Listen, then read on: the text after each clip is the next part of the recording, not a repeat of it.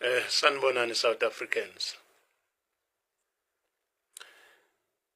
Ngithi angene la kukhona into okufanele sibeloko siyigcizelela cishe wonke umuntu okhona la eSouth Africa kuyadinga ukuthi ayikhulume le ngoba ukungayikhulumi kubuka kunobungozi obukhulu empilweni yethu. Njengoba sisemkhankasweni wokuthi vele abantu abavela kwamanye amazwe kufuna babuyele emazweni abo ukuze siqale uku-engage nohulumeni sithole impendulo kulezi zinto okuyizona esingenelisekile ngazo futhi nezisicasulayo. Manje ke indaba nansi ke laba bantu bayahamba bona futhi bazohamba noma bekhona bazozama ukufuna ukwenza ubutsotsi bokuthi basale ngoba bethi bangoclever, kodwa ekugcineni uma bela ngokwemthetho bayogcina behambile. Kwesinye isikhathi kuyokwenzeka ke into esingathandi yenzeke, mhlawumbe begcine sebehamba ngendlela engafanele. Bekungafanele ke kube kwenzeke kanjalo, kodwa bazokwenza. Ngiyazi njengoba ngikhuluma abanye bayangizwa ngoba bakhona isiZulu bakhona abasaziyo isiZulu. Kodwa indaba yami ke ila kulabantu zwaphandle njengoba behamba nje kunalaba abawu-3 abayingozi obawu-4 bayingozi kakhulu ke bona. Pakistanians, Somalians, Ethiopians, Nigerians.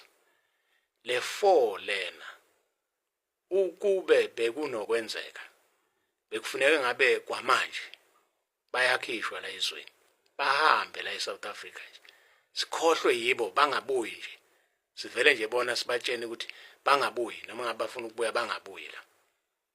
Kubuye kuphela umuntu oze ngeskill esithile kuphela ngoba nokuzofunda kwabo la vele kunobutsotsi phakathi.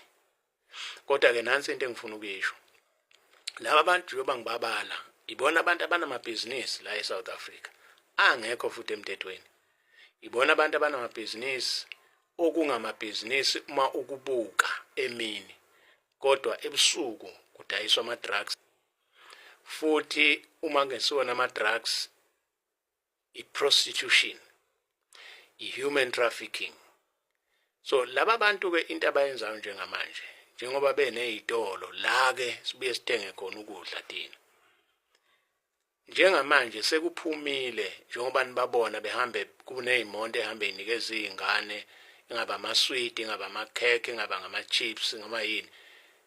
Lena akuyona into eyokudlala, akungalibala ukubatshazwa, kodwa akuhlatshwe umkhosi, uhlatshwe ulawulwe. Akungabikho umuntu osathenga izitolo zalaba bantu ngoba bathathe isinqumo sokuthi bazohamba kodwa bazoshiya bebabulela abantu abaningi futhi abanye bayofa sebehambile.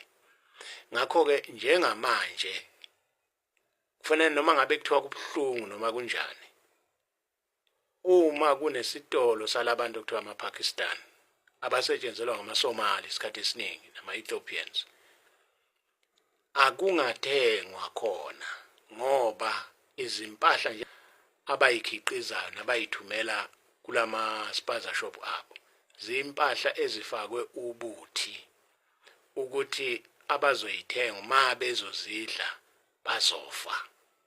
Lena engishoyo into ekhona, you can check all over, into ekhona leyo.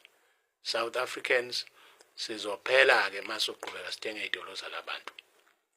Yingakho le program njengoba ngangishilo nakuqala ukuthi le program yamaspaza shop ngoba ikhona la eSouth Africa iyasebenza. Isebenza exactly njengayo le yama-Pakistan. Ayifakwe manje. Bekungafanele yona ilinde kakhulu. Bekufanele uma kuphuma iPakistan noma kuphuma iSomalia kungene umuntu wala.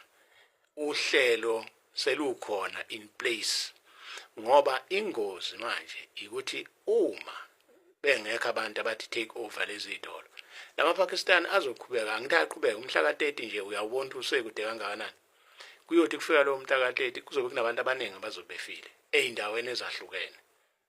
Lento akufanele kube ukuthi siyesabisana, kodwa it's really bayayikhulumela bona ukuthi vele bazohamba lapha bewenzile umonakalo through ama-spaza shops abo. So-ke bafowethu, nangaphezulu kokudla into eqhamuka kulaba bantu, labantu nje abahamba emasaluni lana agcwele lapha emadolobheni, masaluni ama-Nigerians kula madolobha amakhulu, niphasope ningathi niyalaphana nisale nizimpandla bantu besifazane. Usale usuyingengelezi nje usudlulwa ngisho nawo declare. So kungasekho nix ekhanda selifana nalele lami. Kodwa manje uthola ukuthi nesikhumba sakho sobe sonakele ngaphezulu kokuhamba kweyinwele kuyobe konakela isikhumba. Ngakho-ke kugadeni lokho. Kwesinye isikhathi banganifaka umsangano othile, nivele kuthiwe seniyahlanya. Uhlanyiswa ukuthi bazofaka imithi la, bazofaka umuthi wokuthi ma bekufaka le mithi abayifaka la ekhanda, noma bekufaka lama weave wathanda kangaka. Angazi ngabe niyithandani lento. Bayifaka umuthi uthi uyayifaka uvele ungene ukuhlanye. Okanye vele kubolise ilokhuzana ikhanda ulimala ubuchopho uvele ufe. Yekani ukuyongena ezitolo zalaba bantu manje. Kuyingozi kukufa. Lo 30 nje for lezi laba nje abawu4, Nigerians, Somalians, Ethiopians, Pakistanians, bona u30 June awusabafanele. Labo kufanele ngabayakhishwa, bakhishwe ngisho nange nje physical, bakhishwe impela. Baqukulwe mabequkulwa, baphushwa mabephushwa. Ukuthi ngeke sikwazi ukwenza ngoba asikho endaweni eyodwa sonke. Bekufanele nje sikwenze lokho. Sambe nje siyo report emaphoyiseni, sireporte noma kuphi kuleyo mnyango ethi ephathelene nabo. Sifike sibatshene, sibanikeze evidence bonke kulezi ndawo la sekubonakele khona kwenzeka lokho. Nalabo ababazwile ngoba khona ababezwa bekhuluma, bayilethe leyo evidence bese kuphunywa bayoxoshwa xo. Bahambe nje. Bangabe sabakhona. Lokho ke kungenzeka uma iprovince neprovince ingathatha isinqumo sokuthi yona manje labantu engibabalayo abawu4 iyabakhipha nje total.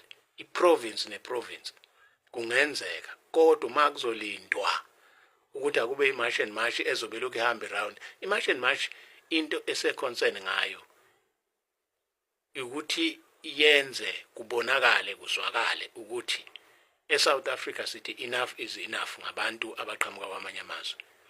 Kodwa le program le yokukhipha labantu ngoba sebeyingozi beyukufa empilweni akuyona imarch and march empeleni. Ngeyabantu laba abasebenzisa lezi idolo zabo basho bona bethi njengamanje asanifuni la kuthathwe impahla zonke ezikhona kuleso sitolo ezishayo zishiswe, ezicekeleka phansi zicekeleke phansi, kungabikho umuntu ozosebenzisa. Ngoba njengamanje njengoba ngisho nje isitoko njengamanje abasikhiqizayo isitoko esinobuthi. Ngikhuluma ngento mina esikhona all over. Hayi ukuthi ngisho into ngoba nakho ngikhandi akuyona icontent lengiyenzayo. Ngikhuluma into ekhona. Kunomlayezo nje impela oseculator ukuthi no njengamanje isinqumo sebesithathile bayahamba yes. Kodwa bazoshiya emva kwabo kulala uyaca ngokudla bakudayisayo. Nangazo zonke ezinye izinto abayisebenza abayikhiqiza abayidayisele thina. Ngakho ke please asingasebenzisi inhliziyo, asisebenzise ingqondo. Asenze okufanele. Uma kungukuthi ngeke sakhona ukubakhipha manje kuze kushaya umhlaka-30, yonke into ekuthiwa isitolo esiphethwe yibo abakhishwe, ukuthi bazohlala phi abakhishwe. Bese isitolo leso please kwenziwe sure ukuthi siya operate siyaqhubeka, kodwa kugadwe ngoba bomntshontshe umuntu ozohlala khona uma ezohlala yedwa. Kugadwe ukuthi akho umuntu esondela lapho engaziwa. Umsebenzi mkhulu futhi udinga istrategy. Ucritical umsebenzi esiwusebenzayo. Please